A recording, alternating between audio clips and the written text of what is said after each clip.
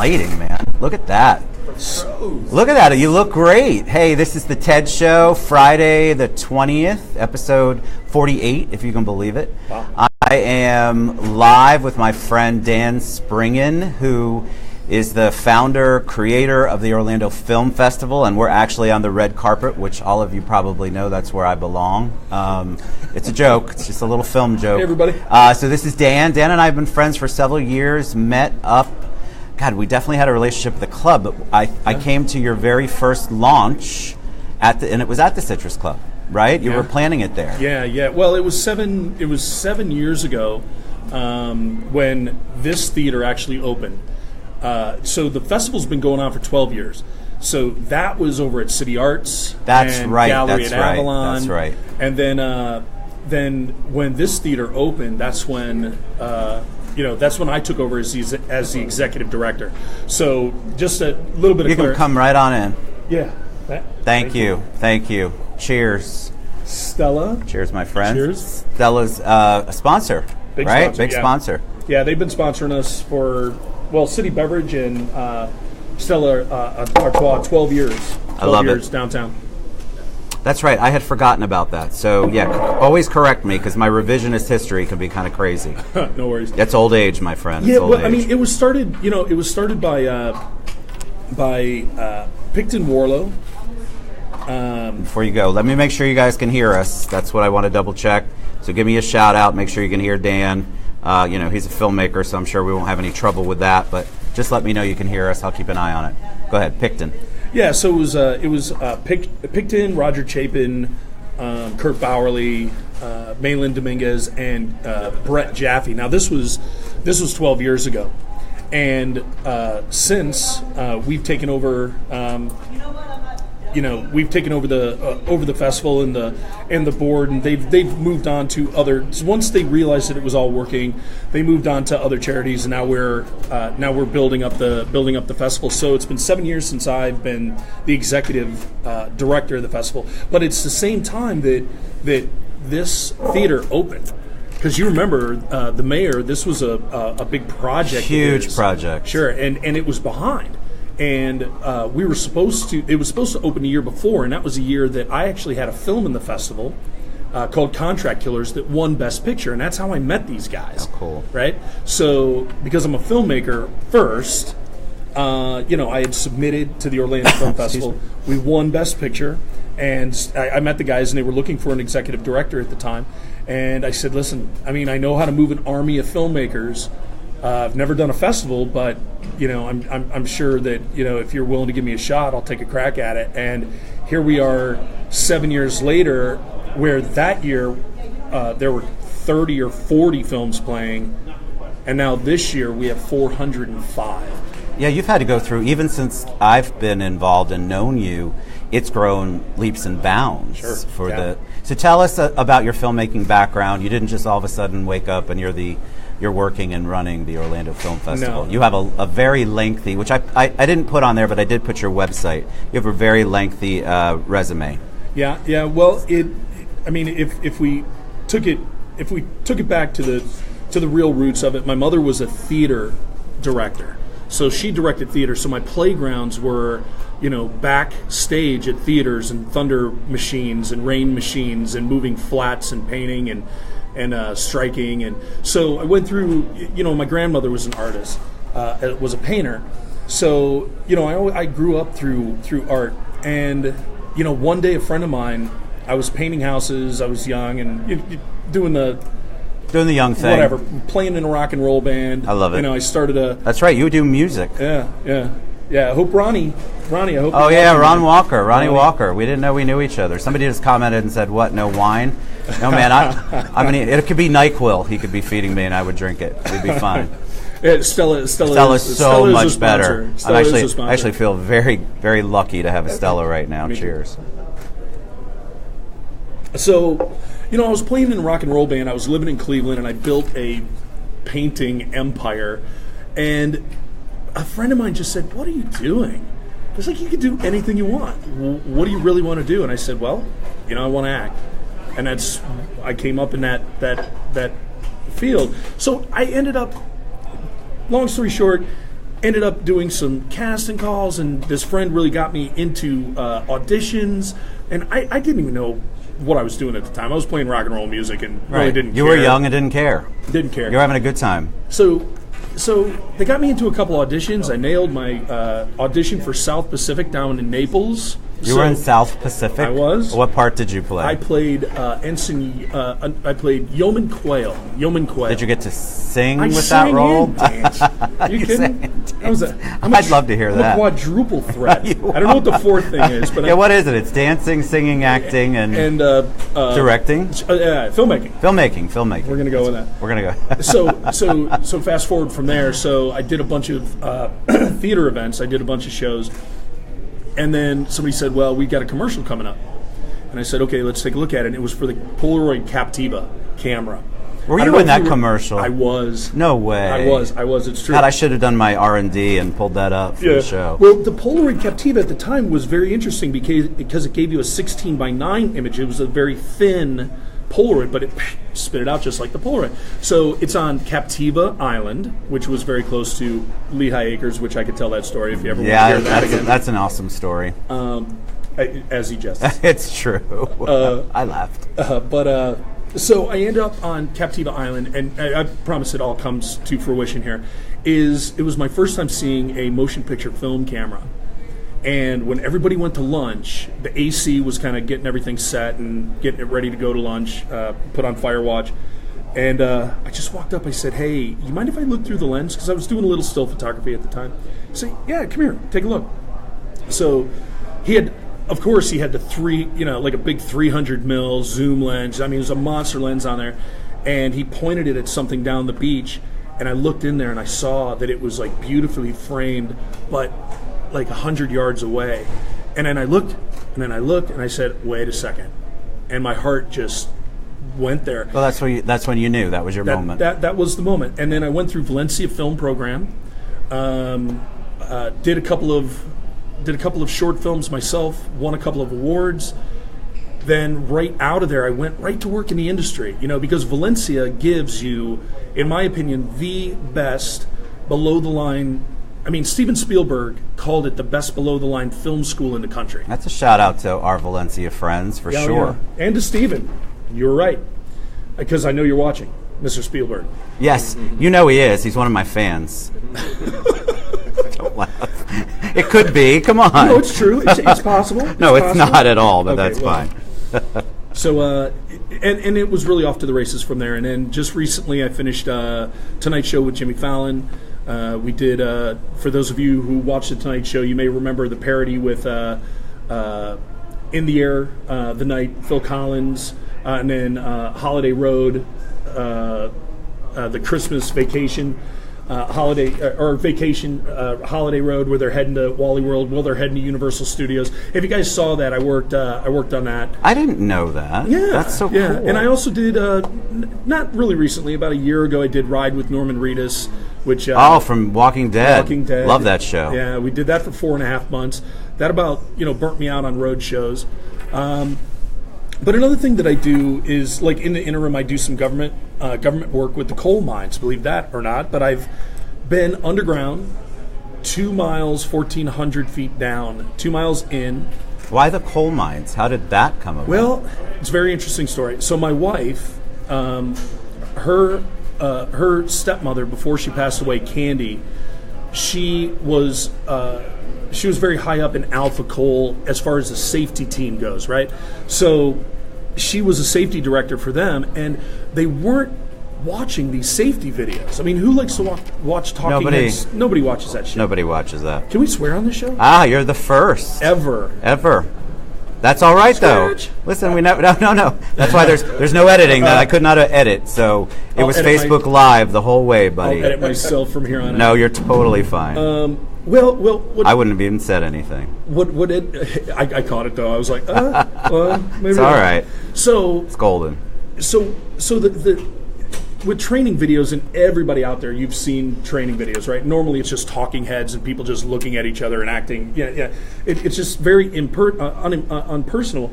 So she said to me, how do I get these coal miners to really pay attention because they're dying underground? because they're not following our instruction, our training. I said, listen, I don't know much about training videos, but I can shoot a movie that people will watch. Right. So what we did is we revolutionized the coal mine training industry because we shot movies about real coal miners in real situations, and then we made the topic of their training an integral part of the through line of the movie. So now when they go into training, it's like, are we watching another one of those cool movies? And that's what I've been doing in the interim, in between feature films. How'd you handle the I would be claustrophobic as soon as you said you were 2 miles down. I stopped breathing for a minute. Yeah. Was it tough? I battle with it every time. I found that the way through the claustrophobia is to talk.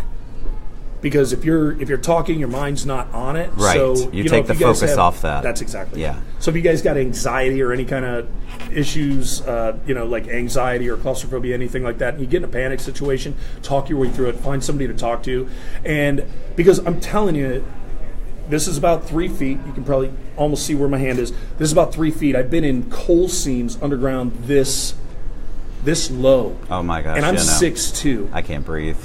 Wow. I won't hyperventilate here. I've got beer. But the other thing, speaking of. Cheers again. Cheers. Cheers. So the other thing is that I know that when I'm going underground to do those coal mining videos, that I'm going down there with the purpose to save people's lives. We did one where there were 2.5 deaths per year. After we made the one video and they made it mandatory for every single coal miner in the country to watch, there wasn't a death for 4 years to that piece of equipment. Wow. So we know that we impacted that industry. So I always say it's the most important thing that I do. Even though I do entertainment, I'll do feature films, I'll do television, reality, whatever, it doesn't matter.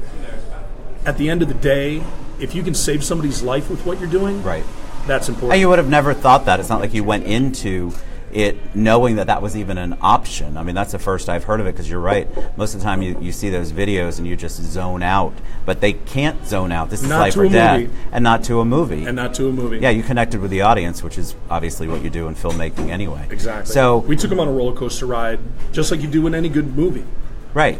And it was impactful to them because it was written for them, understanding their circumstances. That's right. And speaking of good movies. Good movies. Here we Orlando go. Film Festival. It's going on all week, 19th through the 26th. Am I supposed to pitch now? I hope you pitch anytime you want. While I try to mess with the our little internet here. So if you guys are making comments, I'm not ignoring you. I just can't see.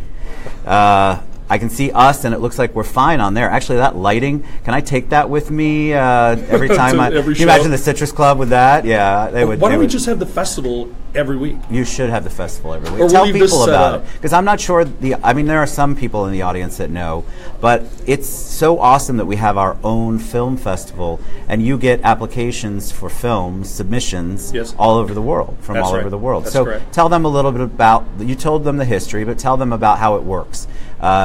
You all have got, you had the kickoff last night. It's That's not correct. Kickoff, it's called Opening Night. Yeah, I got to get my lingo right here.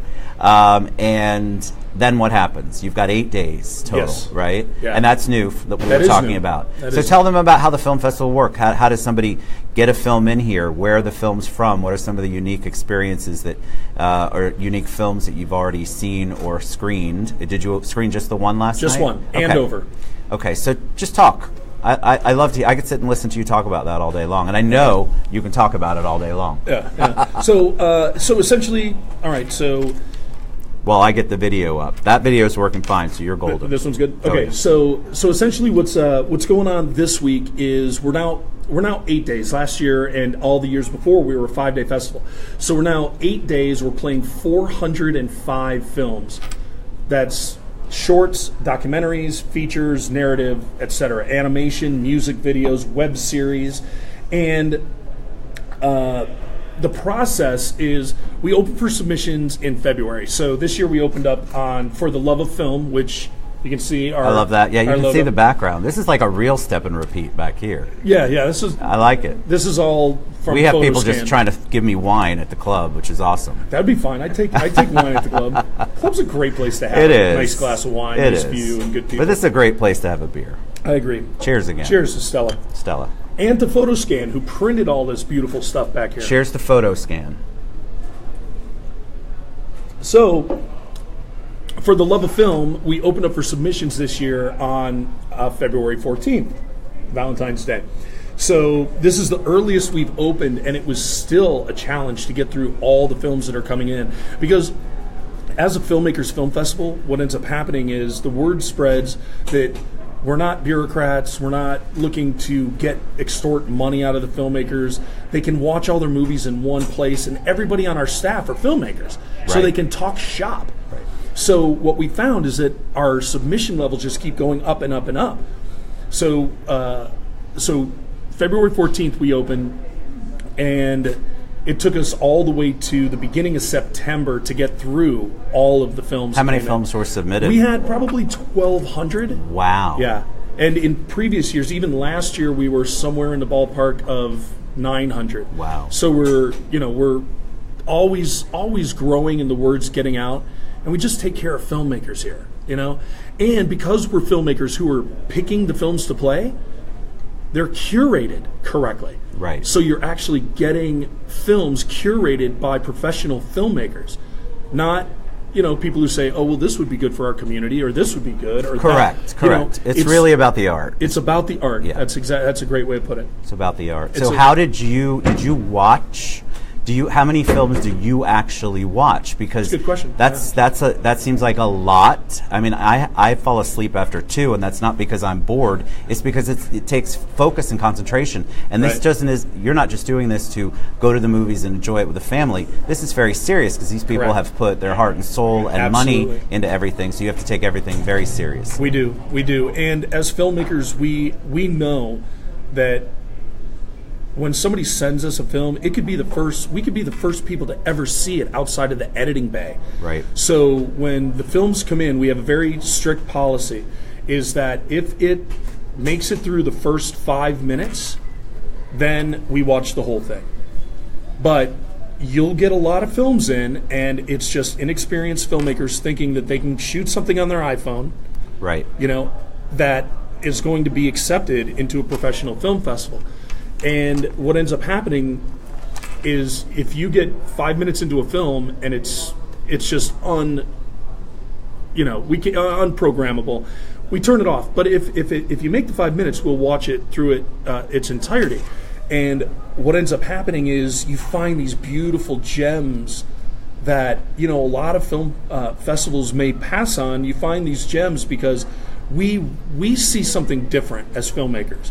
We understand the setup. A lot of times it'll be setup. You may see somebody in a car for the first 4 or 5 minutes, and you hear music, but it could be, what are they passing on the street?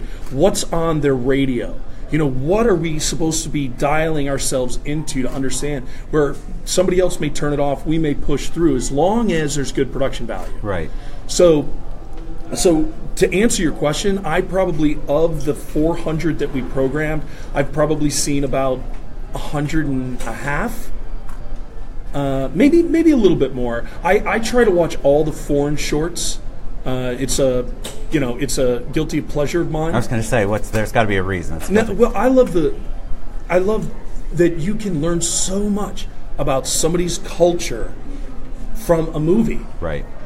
Because even if you know somebody who's from India or somebody from Jamaica, until you've seen a movie or you've been to Jamaica or you've been to India, unless you've been there, you can watch a movie and you can be instantly transported into the world of those characters, and you'll see the living environment. You'll see their kitchens, you'll see their where they pray, you'll see the streets and the street people. It's like it's like being transported, on a world journey every year. But that's what a great film does. It transports you in some way, shape, or form, touches you in some way, shape, or form. How do you deal with the films that are being shot? Because there's a lot of amateur filmmakers out there. Sure. And now that, look, I'm on Facebook Live, and I think I have a TV show. But you have filmmakers that are actually using the camera on the phone and the video on the phone to make films. Yep. Do any of those get to you? And if so, do any of them make it through? Or how does that...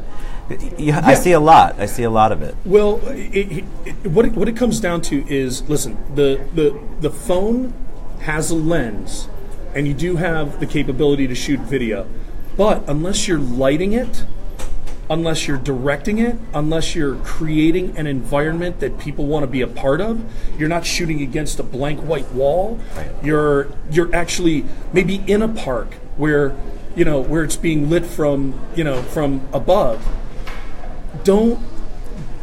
If you're going to shoot something on an iPhone, you better stage it, make sure it's steady, have good, use a zoom, use lavalier microphones, not showing, got to be hidden. Oops. Do the makeup. I have mine showing. You can see, this is amateur hour for me, apparently. Well, but you're not also doing a narrative. I know I'm not. So, but yeah, the light. people have already commented. I like your new set better, Ted, because you have the lighting, you've got the professionalism here. But look. I mean, you've got it. Look, I can see it on there. How much better it looks. I'm not washed out, even though we have great natural light at the club. Yeah, and that's usually where I shoot. I'm sitting here and the light's coming in. Sure. But that makes such a difference in the way it looks. Yeah. If I would imagine that's great advice for a filmmaker. You really do, if you want to use your phone, have to make sure the lighting's right, the settings right. Correct. And so, I really love this. It actually looks amazing. So what a difference. Yeah. So keep coming. I'll just bring the lights. We're going to throw the festival every week just for your show. I would love that. Or we're going to move our set to the Citrus Club. You should move your set to the Citrus Club. Can you probably imagine? Be easier for all of us. It probably would. I've got plenty of wine over there, but I like the beer. We'll see you over there. See, I have people commenting, wait, Ted's drinking beer. It's very good. I told you, it's cold, ice cold. So we appreciate it. And it's Stella. See? Stella Artois. So the rest of the week, you have day and evening. Oh, yeah. Right? So it's a real schedule. Yeah, 11 a.m. to 11 p.m. You can watch movies. Here's the thing, Ted. Last time you went to the movie, how much did you pay for a ticket to see one movie? God, it's very expensive now. I don't know. My wife, Stacy, buys everything, so I'd say $12. Sounds right. Okay, so that was $12. A good guess. Now, $12 to spend 2 hours in a theater, right? Watching Spider-Man 12. Right. Here, $20 a day, 20. There's no festival on the planet. Look it up. Unless it's free because they get all kinds of grants. No festival on the planet that's going to give you 11 hours of films in 6 different theaters for $20. Period. That's Air amazing. Conditioning, gourmet food at the Cobb Plaza Cinema Cafe, right here in downtown Orlando. Right? Yeah, I actually walked here from the club, people. So if I can do it, you can do it. Absolutely. So tell us about $20 for 11 hours. And then how does it work? Like, do you have special screenings? Are there different events? It's OrlandoFilmFest.com, That's right? correct, yeah. So, and we'll post all of that, but they can go there and they can look at the schedule. They can take a look at the movies. On the site, are there descriptions of the movies? Oh, yeah. Okay, so that's what gets people in, I think, because if they have so many to choose from, they're not exactly sure what to do. Well, we get the perfect solution. So I love it. Believe Tech and Tara Kenny built the new website for us this year. So those of you who are watching who've seen our website in the past, this year we have a brand new website, and there's a search function. So if you were to go to OrlandoFilmFest.com and you went to Films, View All Films, you'll see this wonderful search tool. I don't care if you speak German, Spanish, if all you want to watch is horror films, all you want to watch is horror films that are in German. You can search down to the most minute to see exactly what you're looking for. Then you can print your watch list. You create a watch list, and then you can print your schedule. So this is the most robust. We did a lot of research of all the great film festivals, what they did right, what we think they did wrong, what we could do better, and we built this website to make it user-friendly for the general public and for the filmmaker too. I think we're the only film festival in the world that does this, but every single one of the films that plays at our festival has its own webpage within our page. Wow. So they get their poster, their trailer, their synopsis, 3 stills from the movie. So you can really get a feel for what it is you're going to go and see. So OrlandoFilmFest.com, all films, and you can search to your heart's desire. If you want to see only films from Switzerland, if you want to see only films from Turkey, you can do it. What has been the is there a genre or a country that has submitted the most, that you have the most of, or do you have it cut off at a certain number per genre? Without question, it's the United States. So we'll take that out of the equation. But there's a lot from Australia. There's a lot of really talented filmmakers out of Australia. We have a lot that come in from Germany. We have a lot that come from Spain, France. But I mean, I think somebody can prove me right, or if anybody's at our website, I think we have 38 different languages. Wow. that are represented at the festival this year. That's so cool. So you can see anything really to your heart's content. And here's another thing: is that a low battery? Do we need to plug it? No, you're fine. No, we're good? It's golden. So $20 is a day pass. But you can get a 3-day pass for $50. You can get a 7-day pass for $100. So now imagine you can see 400 films. Well, you can't physically, right? But you have your choice between 400 films over the course of the next 7 days, starting today, for $100. If you do the math on that, that's like $2 a movie. And you've really built a following. I haven't done the math, by the way. No, that's all right. We don't do math on this show anyway. It's against our religion. Yeah, we do. But you all have really, I've seen it progress each year that I've even been coming, and it just seems like the following, not just in Orlando but around the world, has just gotten huge. Oh yeah. People know about it. It's not that it's funny to think of Orlando as a place where there's a film festival, because we were kind of East Hollywood there in the 90s with Superboy and all that stuff, and then everything went everything went crazy and downhill, and I don't know what the cause of that was, but I have some ideas. Yeah. But I think that you have helped, Orlando Film Festival helps bring that back. You're bringing the focus back, and really the city has gotten much better, bigger behind the arts. You've got West Art District, you've got everything going on that over there in the Paramore District. Oh yeah. Lots of stuff downtown, and so we're actually attracting more people. It's not just the mouse anymore. Nothing against the mouse. No. But it's so awesome to have something cultural. Dr. Phillips. Sure. So tell me, what was your favorite film? And we're way past time, but I don't care. It's my show. What is your favorite film you've worked on? That you've done?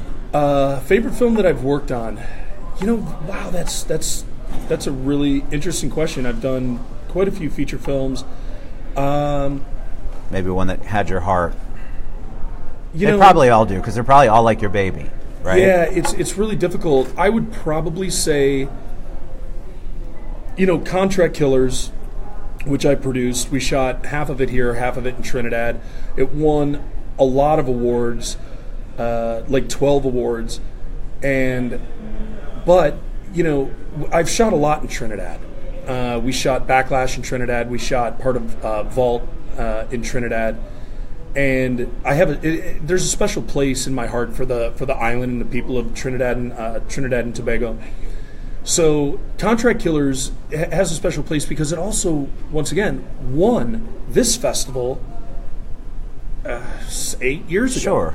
So that's amazing. And then as far as television shows, they've all been a lot of fun. I did a television show years ago, and you guys may have seen it, may not, but it was called Carpocalypse, and it was you guys. Sorry, it was called Carpocalypse. Carpocalypse. What channel was that on, Dan? Spike TV. Before Spike TV, went all wrestling and fight. It was.